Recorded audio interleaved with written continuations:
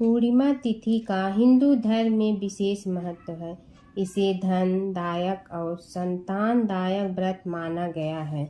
जो लोग पूरे विधि विधान से पूर्णिमा का व्रत करते हैं और पूर्णिमा के दिन चंद्रमा को अर्घ्य देते हैं, उन पर भगवान विष्णु और माता लक्ष्मी की विशेष कृपा होती है। आइए जानते हैं पूर्णिमा व्रत की कथा।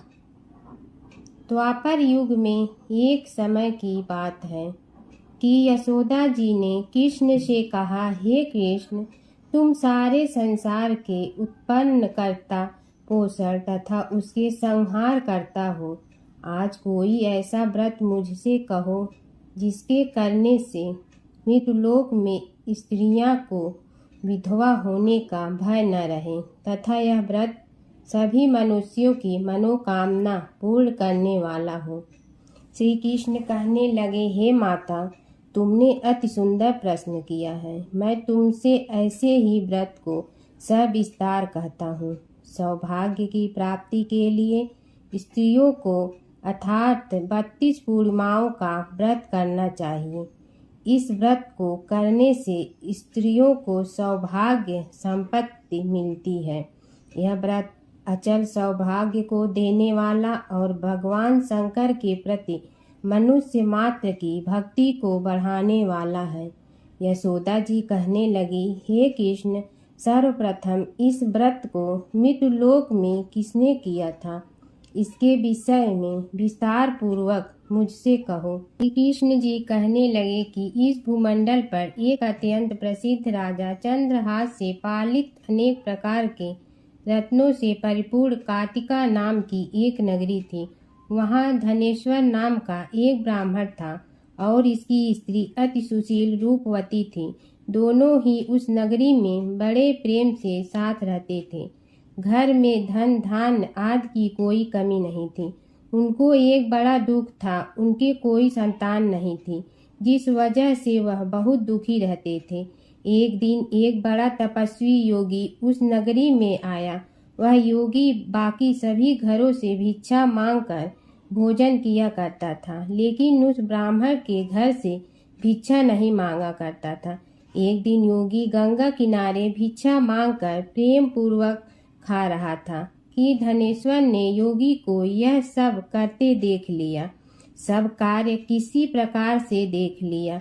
अपनी भिक्षा अनादर से दुखी होकर धनेश्वर योगी से बोले, और सभी घरों से भिक्षा लेते हैं, परंतु मेरे घर की भिक्षा कभी भी नहीं लेते, इसका क्या कारण है?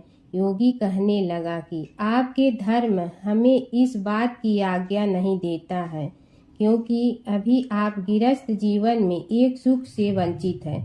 आपके घर संतान होने पर मैं आपके घर से भी भिक्षा स्वीकार कर लूँगा। उन्होंने कहा कि जिसे संतान नहीं है उसके घर से भिक्षा लेने से मेरे भी पतित हो जाने का भय है। धनेश्वर यह सब बात सुनकर बहुत दुखी हुआ और हाथ जोड़कर योगी के पैरों पर गिर पड़ा तथा दुखी मन से कहने लगा कि आप मुझे संतान प्राप्ति के उपाय बताइए। आप सर्वज्ञ हैं, मुझ पर अवश्य ही यह कृपा कीजिए। धन की मेरे घर में कोई कमी नहीं है, लेकिन मैं संतान न होने के कारण अत्यंत दुखी हूँ। आप मेरे इस दुख का हरण कीजिए। यह सुनकर योगी कहने लगे, तुम चंडी की आराधना करो। घर पहुंचकर उन्होंने यह सारी बात अपनी पत्नी को बताई और खुद वन में चला गया। वन में पहुंचकर उसने चंडी की आराधना की और उपवास किया। चंडी ने 16 दिन उसको सपने में दर्शन दिए और कहा कि हे धनेश्वर, जा तेरे पुत्र होगा, लेकिन उसकी आयु सिर्फ 16 वर्ष होगी। 16 वर्ष की आयु में ही उसकी मृत्यु हो जाएगी। अगर तुम दोनों स्त्री और पुरुष 32 पूर्णिमाओं को व्रत करोगे तो यह दीर्घायु हो जाएगा। जितनी तुम्हारी सामर्थ्य हो उतने आँचे के दिए जलाकर शिव जी का पूजन करना, लेकिन पूर्णमासी 32 ही होनी चाहिए। सुबह होती ही तुम्हें इस स्थान के पास एक आम का पेड़ दिखाई देगा। उस पर चढ़कर एक फल तोड़कर अपने घर चले जाना। अपनी स्त्री का इस बारे में बताना। सुबह स्नान होने के बाद वह स्वच्छ होकर शंकर जी का ध्यान करके उस फल को खा ले। तब शंकर भगवान की कृपा से उसको गर्भ हो जाएगा। जब ब्राह्मण सुबह उठा तो उसे उस स्थान पर आम का पेड़ दिखाई दिया और वह उससे फल तोड़ने के चढ़ा, लेकिन वह पेड़ पर चढ़ नहीं पा रहा था। यह देखकर उसे बड़ी चिंता हुई।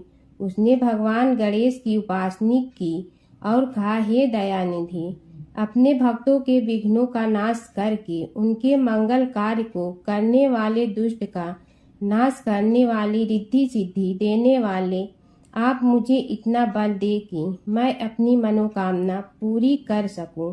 इसके बाद वह पेड़ से फल तोड़कर अपनी पत्नी के पास पहुंचा। उसकी पत्नी ने अपने पति के कहे अनुसार इस फल को खा लिया और वह गर्भवती हो गई। देवी की कृपा से उसे बहुत सुंदर पुत्र पैदा हुआ। उसका नाम उन्होंने देवी दास रखा। माता पिता के हर्ष और शोक के साथ वह बालक बढ़ने लगा। भगवान की कृपा से बालक बहुत ही सुंदर था, सुशील और पढ़ाई लिखाई में भी बहुत ही निपुण था। दुर्गा जी के कथा अनुसार उसकी माता से 32 पूर्णमासी का व्रत रखा। जैसे ही 16वां वर्ग लगा, दोनों पति पत्नी बहुत दुखी हुए, कहीं उनके पुत्र की मृत्यु न हो जाए। उन्होंने सोचा कि अगर उनके सामने यह सब हुआ तो वह कैसा देख पाएंगे। तभी उन्होंने देवीदास के मामा को बुलाया और 1 वर्ष के लिए देवीदास को काशी में पढ़ने के लिए भेज दिया। 1 वर्ष के बाद उसे वापस लेकर आ जाना। देवीदास अपने माता के साथ एक घोड़े पर सवार होकर चल दिया। उसके मामा को भी यह बात पता नहीं था। दोनों पति पत्नी से 32 पूर्णमासी का व्रत पूरा किया।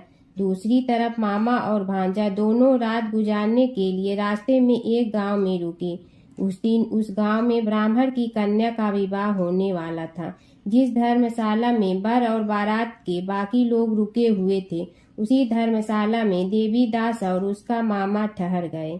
उधर कन्या को तेल आज चढ़ाने के बाद जब लग्न का समय आया तो वर की तबीयत खराब हो गई। वर के पिता ने अपने परिवार वालों से विचार विमर्श करके कहा कि यह देवीदास मेरे पुत्र जैसा ही है, मैं इसके साथ लगन करा दूं और बाद में बाकी सारे काम मेरे बेटे के साथ पूरे हो जाएंगे। ऐसे कहने के बाद वर के पिता देवीदास को मांगने के लिए उसके मामा के पास गए और उन्हीं सारी बात बताई। मामा ने कहा कि कन्यादान में जो कुछ भी मिलेगा वो हमें दे दिया जाए। वर के पिता ने बात स्वीकार कर ली। इसके बाद देवीदास का विवाह कन्या के साथ संपन्न हो गया। इसके बाद वह अपनी पत्नी के साथ भोजन न कर सका और मन में विचार करने लगा कि न जाने यह किसकी पत्नी होगी। यह सोचकर उसकी आंखों में आंसू आ गए। तब वधू ने पूछा कि क्या बात है, आप उदास क्यों हैं? तब उसने सारी बातें पत्नी को बता दी। तब कन्या कहने लगी, यह ब्रह्मा विवाद के विपरीत है। आप ही मेरे पति हैं, मैं आपकी पत्नी रहूंगी, किसी अन्य की कभी नहीं। तब देवीदास ने कहा, ऐसा मत करिए, क्योंकि मेरी आय बहुत कम है, मेरे बाद आपका क्या होगा। लेकिन उसकी पत्नी नहीं मानी और बोली, स्वामी आप भोजन कीजिए। दोनों रात में सोने के लिए चले गए।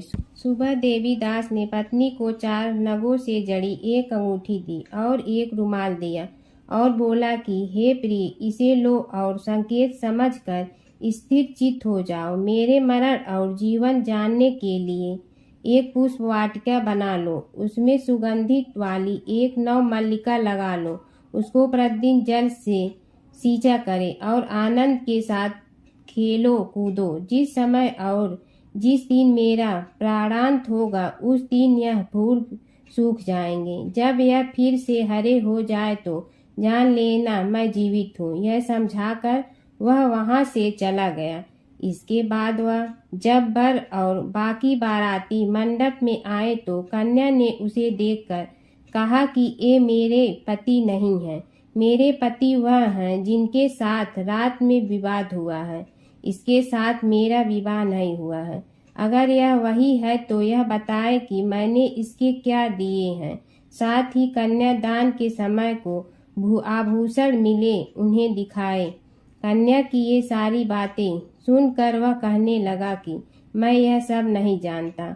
इसके बाद सारी बारात भी अपमानित होकर लौट गई। भगवान कृष्ण बोले, हे माता, इस प्रकार देवी दास काशी चला गया। कुछ समय जब बीत गया तो एक सर्प उसको डसने के लिए वहां आया, लेकिन वह उसको काट नहीं पाया, क्योंकि उसकी माता ने पहले ही 32 पूर्णिमा का व्रत कर लिए थे। इसके बाद खुद काल वहां पहुंचा। भगवान की कृपा से तभी वहां माता पार्वती और भगवान गणेश आ गए। देवी दास को मूर्छित दशा में देखकर माता पार्वती ने भगवान शिव से प्रार्थना की, महाराज, इस बालक की माता ने पहले ही 32 पूर्णिमा के व्रत कर लिए हैं, आप इसको प्राण दे। भगवान शिव ने माता पार्वती के कहने पर उसे प्राण दान दे दिया। उधर उसकी पत्नी उसके काल की प्रतीक्षा कर रही थी। उसकी पत्नी ने जाकर देखा कि पुष्प और पात्र दोनों ही नहीं है तो उसको बहुत आश्चर्य हुआ, और जब उसने देखा कि पुष्प वाटिका फिर से हरी हो गई तो वह समझ गई कि उसका पति जिंदा हो गया है। इसके बाद वह बहुत ही प्रसन्न होकर अपने पिता से कहने लगी कि मेरे पति जीवित हैं, उनको ढूंढिए। जब 16वां वर्ष व्यतीत हो गया तो देवी दास भी अपने मामा के साथ काशी चल दिया। इधर उसकी पत्नी के परिवार वाले उसे ढूंढने के लिए जा रहे थे कि उन्होंने देखा कि देवी दास और उसका मामा उधर ही आ रहे थे। उसको देखकर उनके ससुर बहुत प्रसन्न हुए और उसे अपने घर ले आए। वहां सारा वक्त इकट्ठा हो गया और कन्या ने भी उसे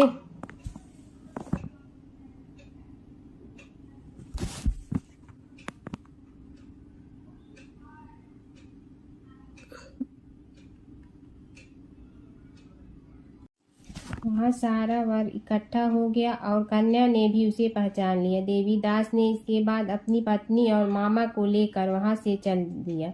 उसके ससुर ने भी उसे बहुत धन दहेज दिया। जब वह अपने घर की तरफ चल रहा था तो उसके माता पिता को लोगों ने खबर कर दी, तुम्हारा पुत्र देवी दास अपनी पत्नी और मामा के साथ आ रहा है। ऐसा समाचार सुनकर पहले तो उन्हें विश्वास नहीं हुआ, लेकिन जब देवी दास आया और उसने अपने माता पिता के पैर छुए तो देवी दास के माता पिता ने उनका माथा चूमा और दोनों को अपने सीने से लगा लिया। दोनों को आने की खुशी से घनेश्वर ने बहुत दान दक्षिणा ब्राह्मणों को दे दिया। श्री कृष्ण जी कहने लगे कि इस तरह धनेश्वर को 32 पूर्णिमा का व्रत के प्रभाव से संतान प्राप्त हुई। जो स्त्रियां इस व्रत को करती हैं वह जन्म जन्मांतर तक वैधव्य का दुख नहीं भोगती हैं और सदैव सौभाग्यवती रहती हैं। यह मेरा वचन है। यह व्रत संतान देने वाला और सभी मनोकामना को पूर्ण करने वाला है।